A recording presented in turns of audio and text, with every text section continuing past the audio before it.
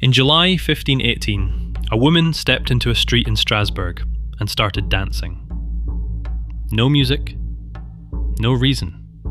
She didn't stop when her feet bled. She didn't stop when her husband begged.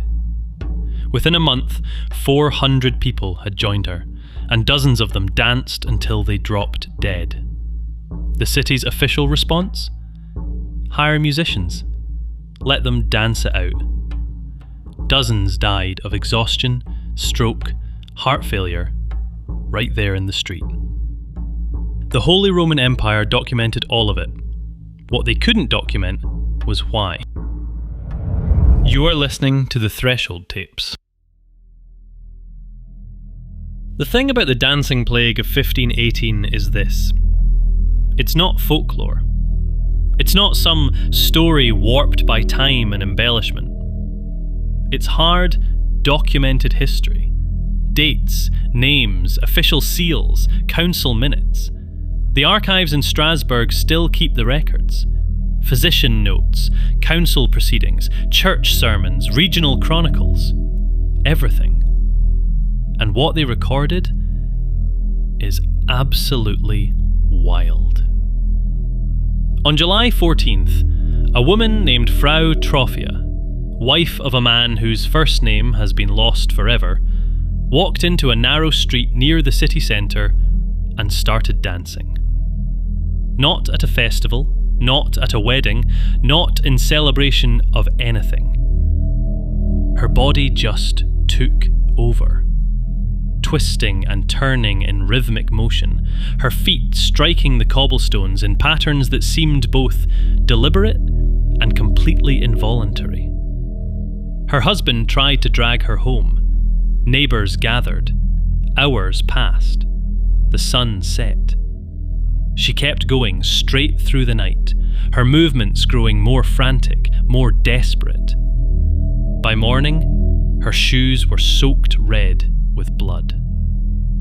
She danced for 6 straight days, collapsing from exhaustion, then rising again like something was yanking her back up. This is where most stories would end, with an isolated incident, a woman suffering some private affliction, perhaps taken to a physician or locked away. But that's not what happened. By the end of the first week, 34 more people had joined her. Not because they wanted to, not in sympathy or mockery. One by one, they simply stepped into the street and their bodies began moving. Some were neighbours, some were strangers, some were wealthy merchants, some were beggars. The affliction recognised no social boundary, no logic of proximity or relationship. The city's physicians were summoned. These were the best trained doctors of the age, learned men trained in the medical traditions inherited from Greek and Roman antiquity, filtered through Islamic scholarship and medieval Christian interpretation. They examined the dancers, took pulses, studied urine samples in glass vials, looking for imbalances in the 4 humours: blood, phlegm, yellow bile, black bile. Their verdict was unanimous. Hot blood. The dancers had too much heat surging through their veins, forcing their bodies to move involuntarily. The only cure? More dancing. Let the heat burn itself out through continued movement. To stop would be to trap the heat inside, where it would cause even greater harm. So the city council made the decision that still sounds insane today. They didn't try to stop the dancing, they facilitated it. They helped it spread. Official records from late July show they opened 2 guild halls and the grain market as official dancing floors. They hired professional musicians, pipers and drummers to provide non-stop accompaniment. They even hired professional dancers to join the afflicted and presumably help them dance the sickness out of their systems. Healthy citizens joined in to watch, to feed the dancers, to help them when they fell. By August, approximately 400 people were dancing day and night in the streets and public buildings of Strasbourg, in the punishing heat of what contemporaries described as an extraordinarily hot summer. Musicians rotated in shifts.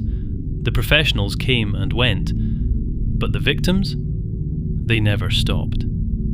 They danced until their feet bled through their shoes. They danced until they collapsed. They were dragged aside, given water, allowed a few minutes rest. Then they stood up and started again. It was a nightmare. And the council's cure had made it far worse. Finally, they reversed course, banned the orchestras, banned music, banned public dancing entirely, ordered that every person must take care of his own people. But the damage was already done. Some died. The exact number is disputed in the primary records, but people absolutely dropped dead from exhaustion, stroke, and heart failure in the streets. Imagine standing in Strasbourg in August of 1518. Imagine walking through the city centre and seeing hundreds of people dancing in the summer heat, their clothes soaked with sweat, their feet leaving bloody prints on the cobblestones. Imagine the sound. Not joyful music, but the relentless pounding of drums, the shrill piping of flutes, and underneath it all, the shuffle and stomp of hundreds of feet, the gasping breath of people pushed beyond the limits of human endurance. Imagine watching someone collapse, watching them be dragged to the side, watching them lie there for an hour or two, and then watching them rise, not refreshed, not recovered, but compelled, and begin dancing again. The city council met repeatedly throughout August. The minutes survive. They discussed logistics, how to manage the crowds, how to pay the musicians, how to handle the sick. They discuss theories. Is this a curse? A plague? A punishment from God? By late August, the physicians admitted it wasn't working. Desperate, the council turned to the church. The solution was pilgrimage. Take the dancers to the shrine of St. Vitus in a grotto near Saverne in the Vosges mountains. St. Vitus, patron saint of dancers and involuntary movement. The afflicted were loaded onto carts, still thrashing, presumably like landed fish, and hauled there. At the shrine, they were placed under a wooden carving of the saint.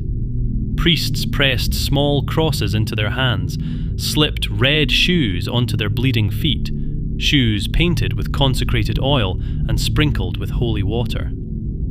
The grotto filled with incense and Latin incantations. And it worked. Word flew back to Strasbourg. The dancers had been forgiven by Vitus. More were sent. Within days, the plague faded to a trickle. It had lasted over a month. The final council entry is dated October 1518. Short. Dry. The dancing has ceased. Thanks be to God and St. Vitus. File closed. No explanation, no theory confirmed. Whatever gripped 400 people simply stopped. 5 centuries later, we're still arguing about what the hell happened. Modern science offers theories. Each one has evidence, each one has massive holes. The ergot theory. Popular idea, ergot poisoning, a fungus that grows on rye and other grains, particularly in damp conditions. When consumed, it produces hallucinations, convulsions, and a sensation of burning in the extremities. In severe cases, it causes gangrene and death. It was called St. Anthony's Fire in the Middle Ages. Entire villages were afflicted. The summer of 1518 had been particularly wet, creating ideal conditions for ergot growth. Poor harvests meant people were eating whatever grain they could get, including spoiled. Symptoms match certain aspects of what happened in Strasbourg, but here's the problem. Ergot causes violent spasms and gangrene, not rhythmic coordinated dancing that lasts days or weeks. It doesn't spread person to person like a contagion, and it wouldn't let people keep dancing through exhaustion until their hearts gave out. It explains part of the madness, not the dance itself. The mass psychogenic illness theory. This is the current favourite, what used to be called mass hysteria. Extreme stress triggers real physical symptoms with no organic cause. Strasbourg in 1518 was under crushing stress. Famines in 1515 and 1516, disease, syphilis, smallpox, sweating sickness sweeping through, plus the terror of the Reformation tearing religious certainty apart. Minds cracked. Dancing was a culturally available form of expression. It spread through social networks, exactly what we see. Explains why it jumped person to person instead of hitting whole households at once. But it still doesn't answer the big questions. Why dancing?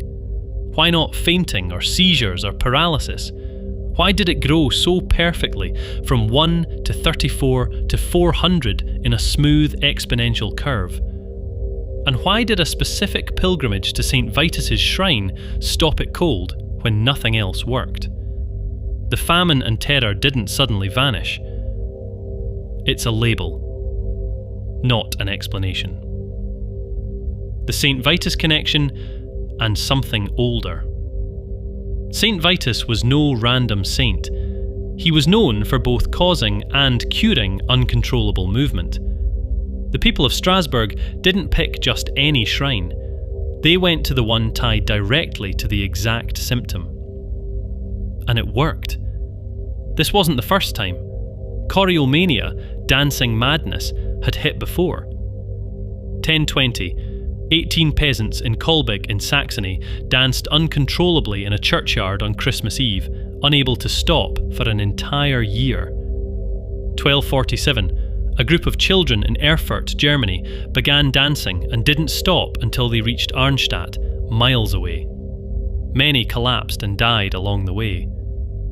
1278, 200 people danced on a bridge in Maastricht.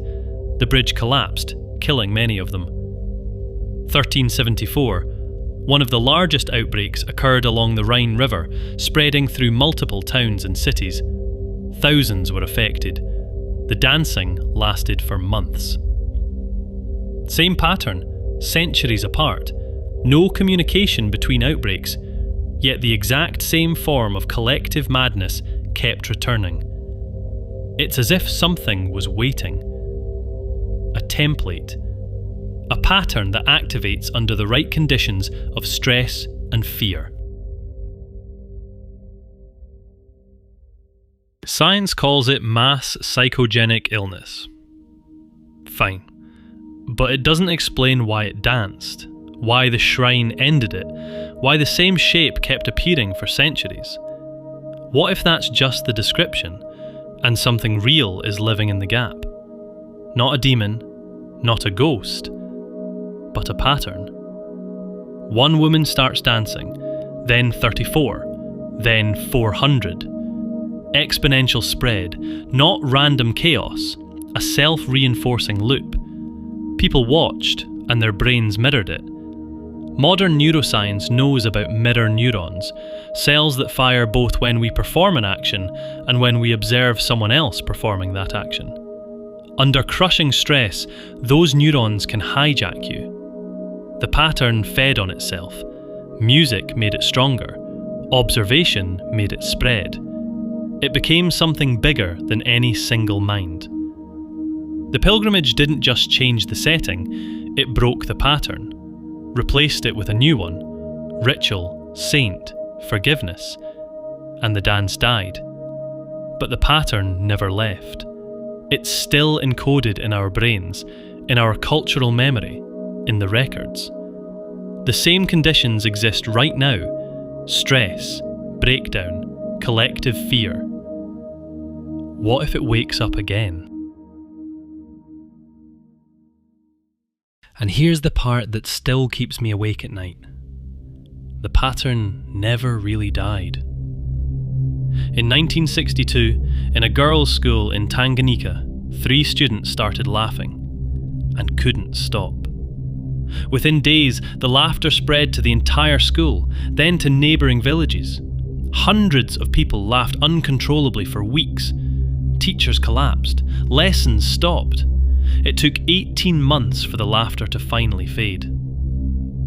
In 2011, in Leroy, New York, a handful of teenage girls suddenly developed uncontrollable twitching, jerking, and vocal tics. No toxin, no virus. Within months, more than a dozen girls, and eventually adults, were affected. Doctors ran every test. Nothing. The symptoms simply spread. These weren't hoaxes. They weren't folklore. They were the same pattern wearing a different mask. Stress, fear, and mirror neurons doing what they do best. The conditions are here again. Right now. A recovered account. I don't remember deciding to dance. That's the first thing you need to understand. I didn't choose it. I didn't want it. One moment I was walking through the market square, and the next moment my feet were moving and I couldn't make them stop. I saw her first, Frau Trophea, though I didn't know her name then. She was in the middle of the street, turning and turning, her arms raised above her head. Her dress was soaked with sweat, her feet were bare and bleeding, and she was smiling. Not a smile of joy, a smile of something else. Something I didn't have a word for. I stopped to watch. Everyone did. We stood in a circle around her, watching her dance. And as I watched, I felt something in my chest. A tightness, a pressure, like something was trying to get out. My foot began to tap, just a small movement at first, a rhythm matching her rhythm. I tried to stop it, but I couldn't. The tapping became stepping. The stepping became turning, and then I was dancing. I was in the circle with her. My body was moving and I couldn't make it stop. I tried to walk away, but my feet wouldn't obey. They kept moving in the pattern, the dance. Others joined us. I don't know how many. Time stopped meaning anything. There was only the movement, the rhythm, the pattern that had taken hold of us. My feet bled. I felt the pain, but it was distant, like it was happening to someone else. My heart pounded so hard I thought it would burst. My lungs burned, but I couldn't stop. The pattern wouldn't let me. They brought musicians. The sound of the drums and pipes made it worse. The pattern grew stronger. It fed on the music. It fed on us. People died. I saw them fall. I saw them carried away, and I kept dancing. I don't know how long it lasted. Days, weeks. Time had no meaning inside the pattern. There was only the movement, the endless, terrible movement. And then they took us to the shrine. I remember being lifted onto a cart. I remember the journey through the mountains. I remember the grotto, the candles, the statue of the saint. The priest spoke words I didn't understand. He touched my forehead with oil, and something broke. My feet stopped. I collapsed onto the stone floor of the grotto and wept like a child. It wasn't hot blood. It wasn't divine punishment. It was a pattern. A rhythm that existed before me and waited after. I didn't create it, I just fell into it. Like falling into a river, like being swept away by a current you can't see. And it's still there. I can feel it sometimes, late at night when the city is quiet. A tapping in my chest, a rhythm in my blood. The pattern, waiting. Waiting for the right moment to begin again. The last official record is a single line in the City Council minutes from October 1518. The dancing has stopped, thanks to God and Saint Vitus. File closed. Frau Trofea's name survived. Most others didn't. They were bakers, merchants, housewives, children, beggars, ordinary people who woke up one July morning with no idea their bodies would no longer belong to them. We have the records, we've labelled it, we've filed it under mass psychogenic illness or ergot or collective trauma, but naming it isn't understanding it. There's still a gap between what we documented and why it happened, between the facts and the theories, and in that gap the pattern waits, encoded in our brains, in our history, in our moments of collective fear, ready for the right conditions. And when it returns, and it will, we'll do exactly what they did in 1518. We'll document it, we'll file it, and we'll close the case without ever truly understanding what we saw. The file was closed, but the dance is never really over. You have been listening to the Threshold Tapes.